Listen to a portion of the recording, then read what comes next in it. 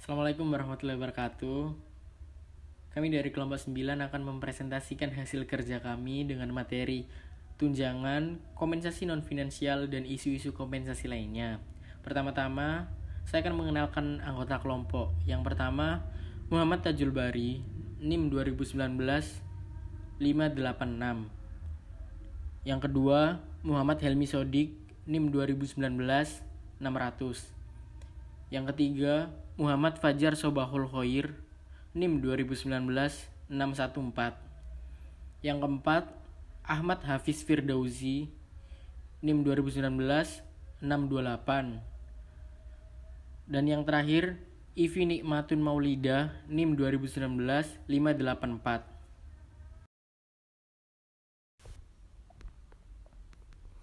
Baik, yang pertama saya akan menjelaskan tentang tunjangan. Pengertian tunjangan sendiri adalah seluruh imbalan finansial yang termasuk dalam kompensasi finansial tidak langsung, atau gampangnya bisa diartikan sebagai tambahan pendapatan di luar gaji sebagai bantuan dari perusahaan, lembaga, atau institusi tempat bekerja. Tunjangan juga dibagi menjadi dua, yaitu tunjangan wajib dan tidak wajib atau sukarela. Di mana tunjangan wajib adalah tunjangan yang wajib diberikan oleh perusahaan kepada karyawan karena tertulis dan diwajibkan oleh hukum negara. Sebagai contoh tunjangan wajib adalah tunjangan jaminan sosial, kompensasi karyawan, dan hak untuk mendapatkan cuti untuk keperluan keluarga dan pengobatan. Perusahaan wajib mengadakan tunjangan-tunjangan tersebut karena telah diatur dalam undang-undang. Lalu ada tunjangan tidak wajib atau sukarela, di mana perusahaan tidak harus memberikannya kepada karyawan atau bisa didiskusikan dengan kepala karyawan. Seperti contohnya bayaran untuk waktu tidak bekerja, perawatan kesehatan, dan asuransi jiwa. Kemudian rancangan pensiun, perusahaan tidak wajib memberikan tunjangan rancangan pensiun atau opsi saham kepada karyawan. Untuk bayaran premium, perlu didiskusikan lebih lanjut dengan karyawan, perlu atau tidaknya diberlakukan bayaran premium. Lalu ada jenis kesejahteraan karyawan. Yang pertama, pembayaran untuk waktu tidak bekerja. Hal ini perlu dilakukan sebagai bentuk pengefektifan pengadaan karyawan.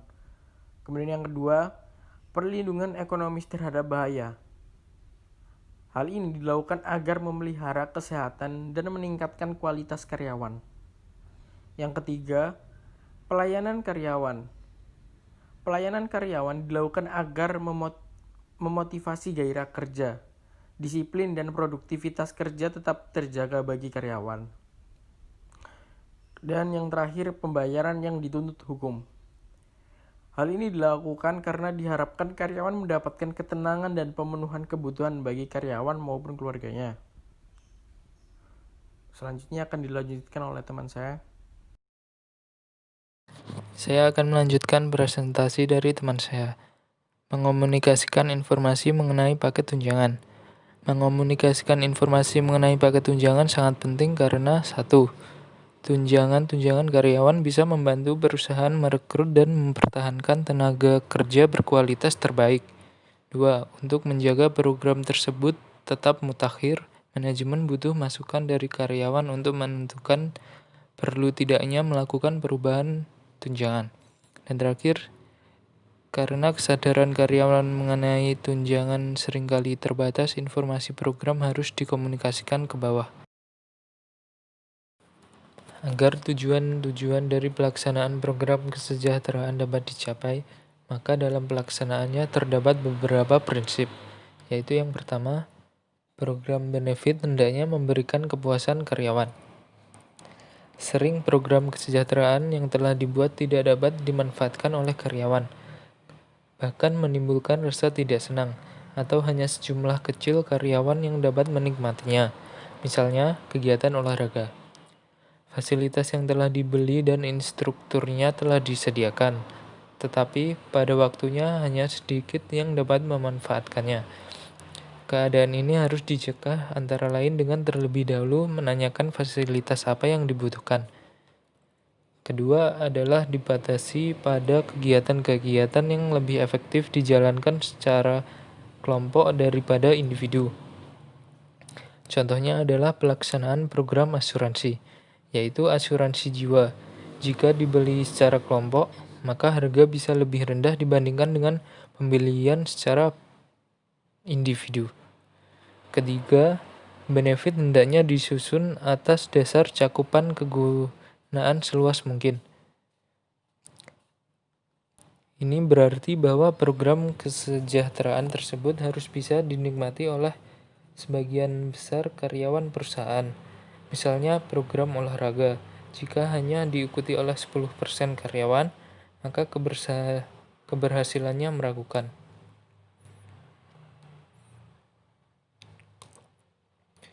Yang keempat,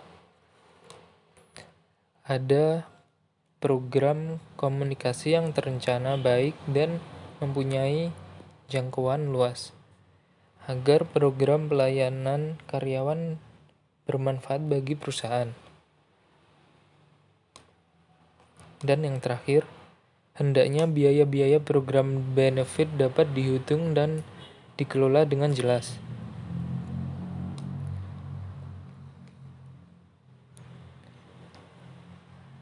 Biaya program kesejahteraan hendaknya bisa dihitung dan provisinya ditentukan secara jelas untuk dasar pembelanjaannya. Prinsip terakhir ini menyatakan bahwa biaya program kesejahteraan karyawan harus bisa dihitung dan pembelanjaannya ditetapkan dengan baik. Yang berarti bahwa biaya program tersebut harus dapat diperkirakan, wajar, dan realistis. Seperti misalnya untuk program asuransi atau pensiun, maka besarnya premi maupun uang santunan yang akan dibayar telah dapat diperkirakan wajar dan realistis. Selanjutnya akan dilanjutkan oleh Ahmad Hafiz. Kemudian faktor-faktor yang mempengaruhi pemberian tunjangan. 1. Perubahan sikap karyawan yang disebabkan meningkatnya tingkatan pendidikan. 2. Tuntutan serikat kerja.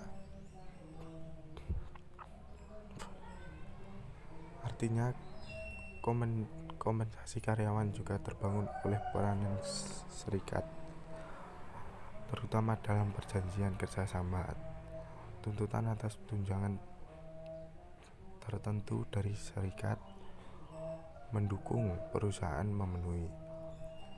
Sebagai HRD di perusahaan, kita wajib tahu bahwa kompensasi bisa berbentuk uang dan bukan uang. Kompensasi berupa uang antara lain upah, tunjangan, bonus, dan komisi. Sedangkan kompensasi tidak berupa uang yang diberikan dalam fasilitas. Menghitung kompensasi berupa uang merupakan pekerjaan rutin HR setiap penggajian. Kita masih menghitungnya dengan cara manual menggunakan Excel di komputer. Kemudian persyaratan pemerintah yang diwujudkan dalam bentuk undang-undang atau bisa disebut regulasi pemerintah. Upahnya kompensasi juga didapati oleh faktor peraturan perundang-undangan yang terkait upah. Misalnya memberikan kompensasi karyawan wajib mengacu pada upah minimum yang berlaku setiap daerah atau sudah diatur oleh UU Ketenagakerjaan dan PP Pengupahan. Mengerjakan perusahaan membayar upah minimum upah rendah provinsi atau UMP dan UMK atau upah minimum kabupaten atau kota. Yang terakhir, persaingan makin berat mengakibatkan para pengusaha harus berusaha untuk memberikan berbagai jaminan agar para karyawan tidak keluar dari perusahaan. Artinya semakin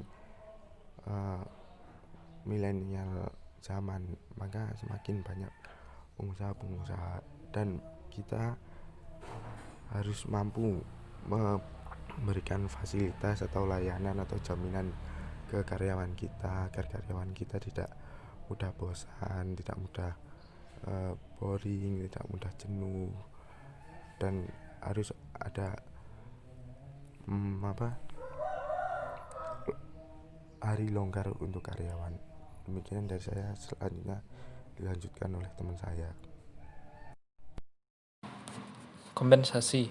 Kompensasi adalah total seluruh imbalan yang diterima karyawan sebagai pengganti balas jasa mereka yang diberikan oleh organisasi atau perusahaan kepada karyawan, yang dapat bersifat finansial maupun non-finansial pada periode yang tetap.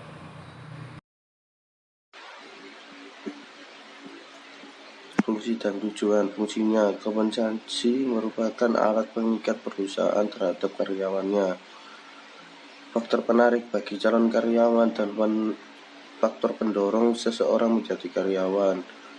Dengan demikian, kompensasi mempunyai fungsi yang cukup penting di dalam memperlancar jalannya roda organisasi perusahaan. Tujuannya: 1. Mempertahankan karyawan yang ada sekarang. 2. Menjamin keadilan. 3. Menghargai perilaku yang diinginkan. 4. Memenuhi peraturan legal. Faktor-faktor yang mempengaruhi kompensasi. 1. Penawaran dan permintaan tenaga kerja. 2. Kemampuan dan kesediaan perusahaan serikat bunuh produktivitas kerja karyawan. 3. Pemerintah. 4. Biaya hidup. 5. Posisi jabatan karyawan. 6. Pendidikan dan pengalaman karyawan. 7. Kondisi perekonomian nasional. 8. Jenis dan sifat pekerjaan. Karena ada kesalahan teknis, saya akan mewakili presentasi teman saya. Selanjutnya ada kompensasi non-finansial. Kompensasi non-finansial meliputi keputusan yang diterima seseorang dari pekerjaan itu sendiri atau dari lingkungan psikologis dan atau fisik di mana orang tersebut bekerja. Komponen-komponen kompensasi non-finansial meliputi 1. Jabatan itu sendiri dan lingkungan kerja. Kompensasi non-finansial diupayakan untuk mewujudkan keseimbangan antara pekerjaan dan kehidupan yang menghasilkan kehidupan yang lebih menyenangkan bagi para karyawan. Pembagian komponen non-finansial. Komponen ini terbagi menjadi 2. Yang pertama adalah pekerjaan. Para karyawan mengalami kompensasi intrinsik jika dalam jabatan mereka secara signifikan terdapat 5 dimensi jabatan inti, yaitu variasi keterampilan adalah tingkat sejauh mana jabatan membutuhkan sejumlah aktivitas yang berbeda agar sukses. Kedua, identitas tugas adalah tingkat sejauh mana jabatan mencakup unit pekerjaan yang jelas dari awal hingga akhir. Ketiga, otonomi adalah tingkat kebebasan dan tanggung jawab individual yang dimiliki para karyawan dalam menjalankan jabatan sehingga mereka merasa bertanggung jawab atas hasil kerja. Dan yang terakhir adalah umpan balik, adalah informasi yang diterima para karyawan mengenai seberapa baik mereka menjalankan jabatan. Yang kedua adalah lingkungan kerja. Para karyawan bisa memperoleh kepuasan dari pekerjaan mereka melalui beberapa faktor non-finansial berikut ini. Yang pertama, kebijakan manajer yang baik. Kedua, karyawan yang kompeten. Ketiga, rekan kerja yang menyenangkan. Keempat, kondisi kerja. Dan terakhir adalah waktu kerja. Dan yang terakhir ada isu-isu kompensasi lainnya. Beberapa isu yang berkaitan dengan kompensasi lainnya adalah 1. Pesangon atau severance pay. 2. Nilai sekarang. 3. Kerahasiaan bayaran. Dan yang terakhir adalah pemadatan bayaran atau pay compression. Baik, sekian presentasi dari kelompok kami. Apabila ada kesalahan dalam bertutur kata, kami meminta maaf. Assalamualaikum warahmatullahi wabarakatuh.